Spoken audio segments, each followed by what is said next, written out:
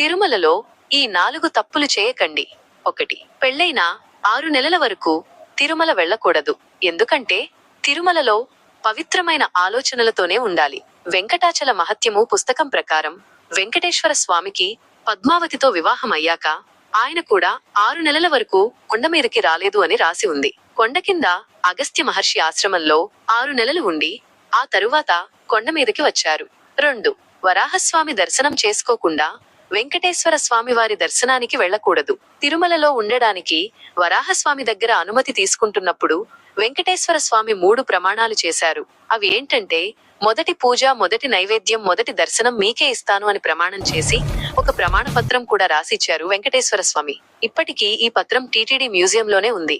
3. పాదరక్షలు ధరించి తిరు వీధుల్లో తిరగొద్దు. ఎందుకంటే ఆ కొండంతా అత్యంత పవిత్రమైన సాలగ్రామ శిల కాబట్టి. 4. తిరుమల